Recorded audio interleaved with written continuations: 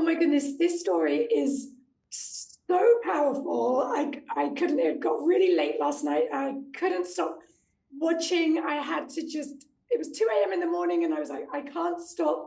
Got to see those kids safe.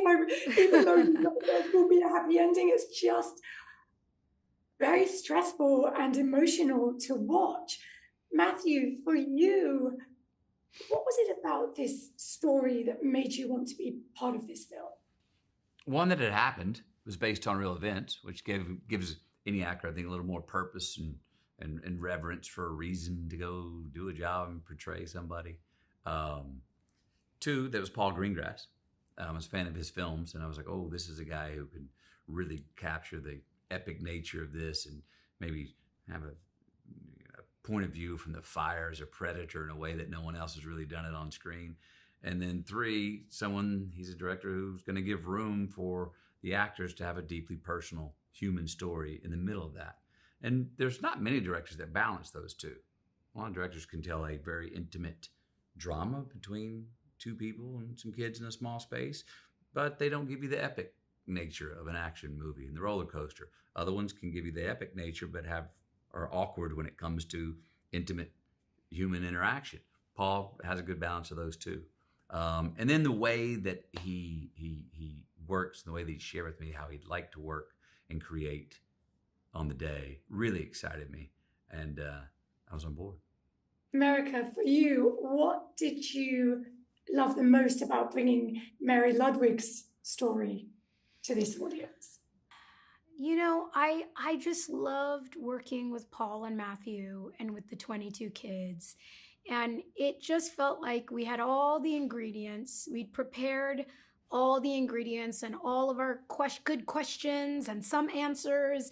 But when the cameras rolled, we just had so much permission and freedom. And really the assignment from Paul was to just be in the moment, respond to what's happening. And every take was different. And every take we discovered something new. And the way Paul shoots is so dynamic and alive and strange and really confusing to me at first as an actor, because I thought, well, that's it? Wait, did we get it? I didn't even see the camera. Like, what's happening?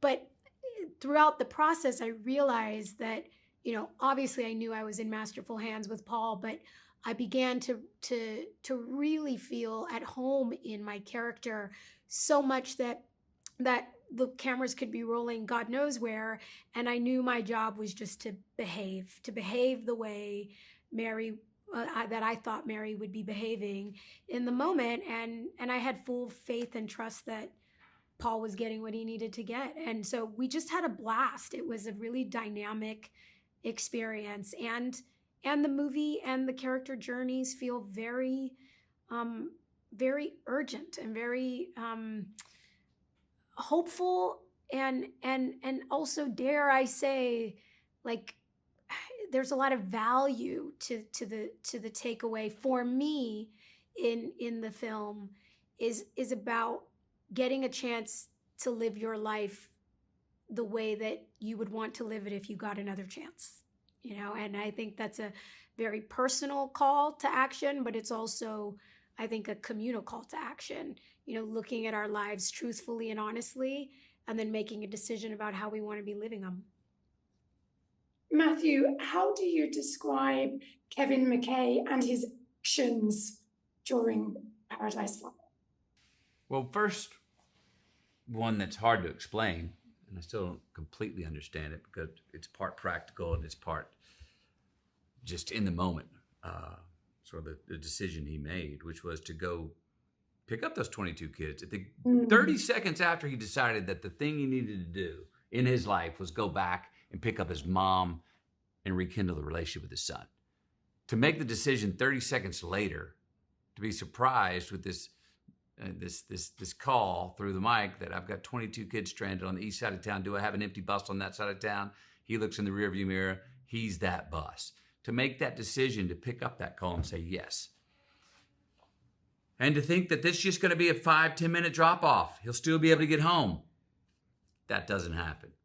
And event after event, all of a sudden, We're hours and hours deep. There's no communication. He doesn't know if his mom's fine, if his son survived.